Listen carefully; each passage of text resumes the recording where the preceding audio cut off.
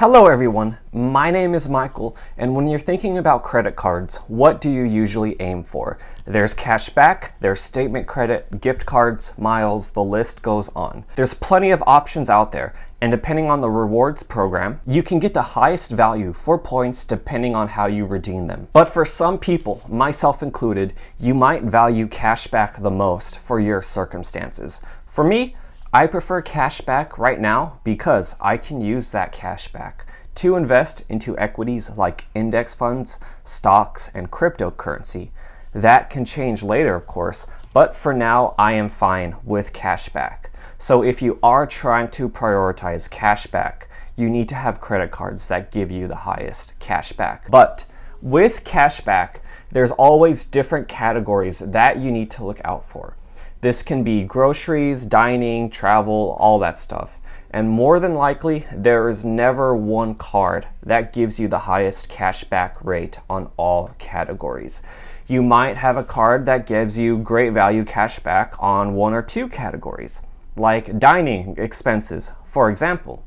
I think the Chase Freedom Flex and Unlimited are great value cards for cashback on dining expenses because you get 3% back without paying an annual fee, which if you eat out a lot does add up. Another example is the American Express Blue Cash Every Day, which gives you 3% on groceries.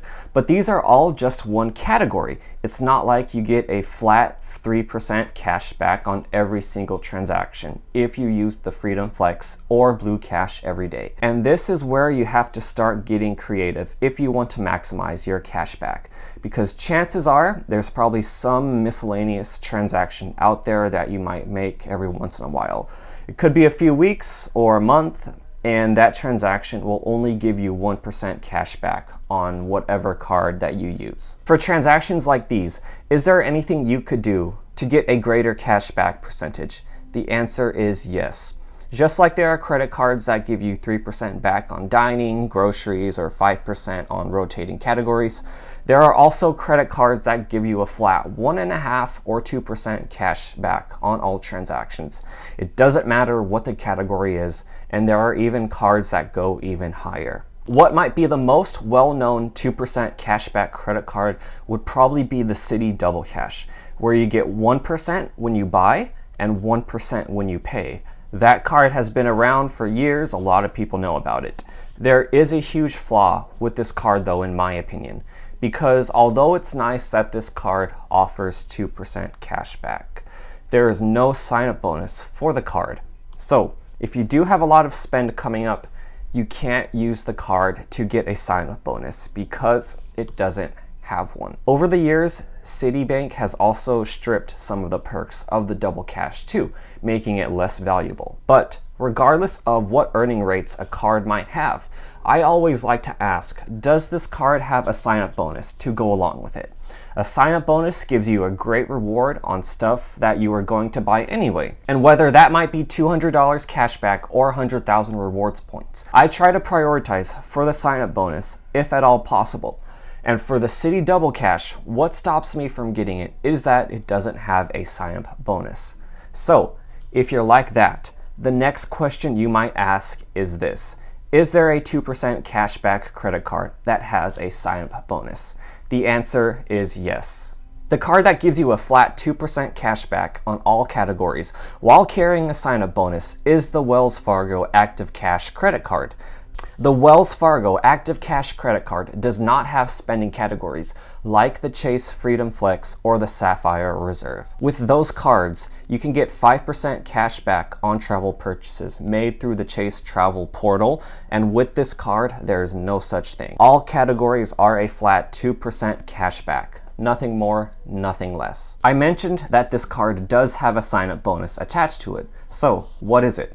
The sign-up bonus is $200 cash back after meeting a minimum spend requirement of $1,000 within the first 3 months of account opening. So, for purposes of getting value out of the sign-up bonus, it would be like getting 22% cash back on the first $1,000 spend. It's not the greatest sign-up bonus for a no annual fee card, like the Chase Freedom Unlimited gives you the equivalent of 41.5% cash back on the first $500 spend, but it is by no means the worst bonus either. Besides the sign-up bonus, what are some other perks to this card? You get a 0% interest rate for the first 15 months of account opening on qualifying purchases and balance transfers, as well as up to $600 of cell phone protection against damage or theft when you use the card to pay your monthly cell phone bill.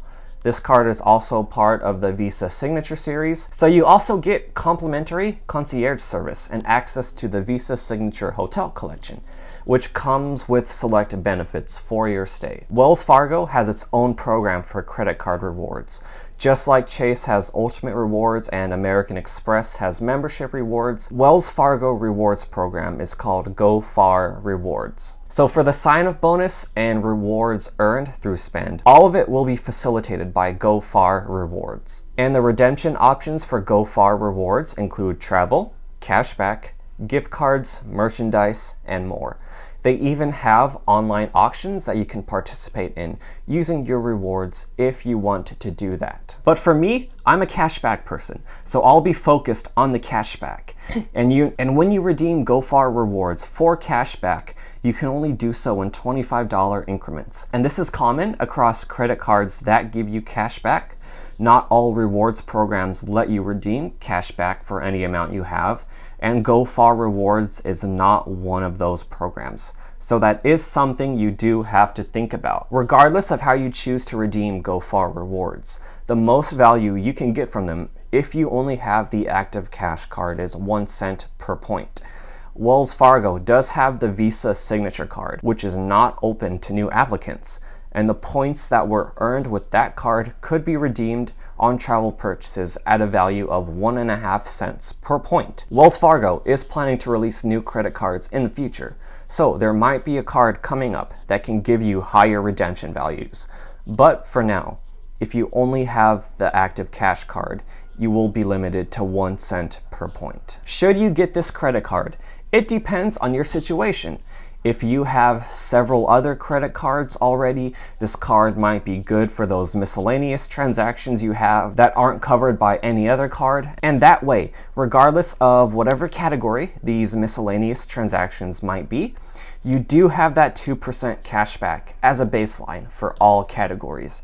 But there are other factors to be aware of as well. With Wells Fargo cards, you can only receive a sign-up bonus every 15 months. So if you do get this card and get the sign-up bonus, you will not be able to receive any further sign-up bonuses from any future Wells Fargo credit cards going forward for the next 15 months. If you are looking for a flat 2% cashback credit card, I would say this is the best card for that, simply because it does include a sign-up bonus, which cannot be said for all 2% cashback credit cards. If you're interested in Chase credit cards, this card will take up a 524 slot if you're accepted, and that obviously limits the amount of Chase cards you can have in your portfolio. So if you were thinking about getting the Chase Sapphire Preferred or Reserve, you might find it more favorable to focus on those first before going for the Wells Fargo Active Cash. And lastly, because of the reputation that Wells Fargo has, it may leave a sour taste in your mouth to use their products. And if you do fall in line with that line of thinking, that's more power to you. At the end of the day, you vote with your wallet. If it wasn't for this card, I probably wouldn't be interested in any offering from Wells Fargo. But that is up to you to make that decision for yourself. Would you apply for the Wells Fargo Active Cash? Let me know down in the comments below. I am curious. Thank you so much for watching.